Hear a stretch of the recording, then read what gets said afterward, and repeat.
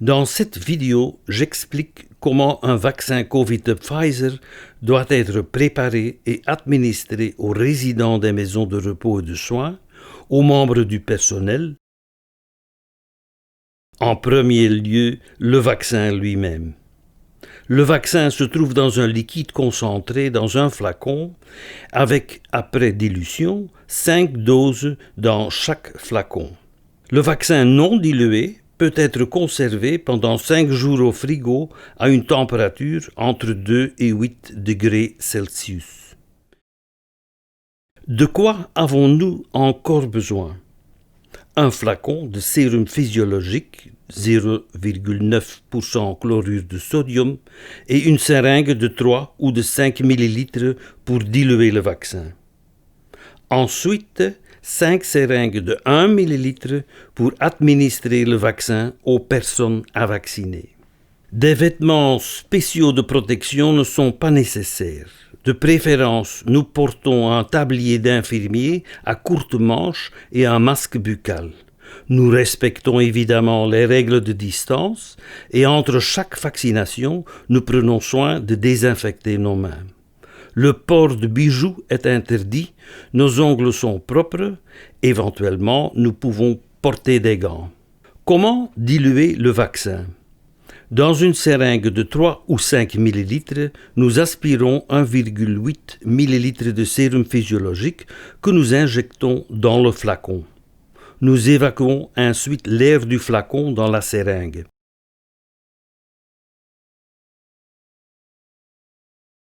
Après la dilution, nous tournons le flacon une dizaine de fois sans pour autant le secouer. Nous contrôlons le liquide dans le flacon, il doit être transparent et non coloré. Nous désinfectons le haut du flacon. Et dans les seringues de 1 ou 2 ml, nous aspirons 0,3 ml du liquide à vacciner. Pour éviter de la perte, nous purgeons l'air dans la seringue pendant que l'aiguille se trouve encore dans le flacon. Nous sommes prêts maintenant pour accueillir et vacciner les patients. Avant de vacciner effectivement, nous faisons un contrôle rapide des contre-indications. Avez-vous eu dans le passé une réaction allergique très intense? Si oui, pas de vaccination. Si la personne est enceinte ou allait son bébé, pas de vaccination aujourd'hui, une étude est en cours. Si la personne a eu l'infection ou la maladie même causée par le virus Covid, elle doit quand même être vaccinée. Le vaccin donne une immunisation beaucoup plus importante et durable parce que le virus attaque le système immunitaire du corps, ce qui n'est pas le cas de la vaccination. Celui qui a été infecté récemment, disons dans les 2 semaines passées, ne sera pas vacciné maintenant, mais plus tard. Celui qui est malade et ou a de la fièvre ne sera pas vacciné non plus. Si le patient prend des médicaments anticoagulants, faites attention aux ecchymoses après la vaccination. De préférence dans le bras gauche en intramusculaire dans le muscle deltoïde en haut du bras. Si le patient a une préférence pour l'autre bras, aucun problème. Si le patient a eu une intervention pour un carcinome du sein, l'autre bras est préféré. Si l'intervention a été faite bilatéralement, l'injection se fait dans le quadriceps, dans la jambe supérieure. Il ne faut pas désinfecter la peau ni aspirer après avoir introduit l'aiguille. Nous faisons l'injection dans un angle de 90 degrés par rapport à la peau et veillons à injecter en intramusculaire.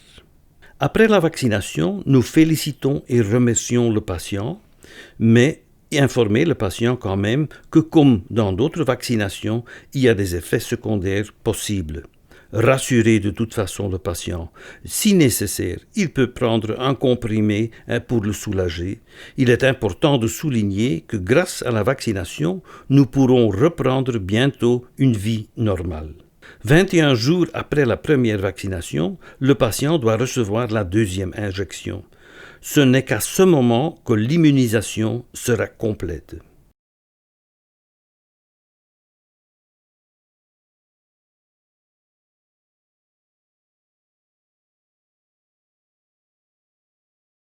Chers vaccinateurs, nous nous réjouissons du fait que vous avez suivi et compris les messages de cette vidéo. Nous nous reverrons avec plaisir pour le vaccin suivant.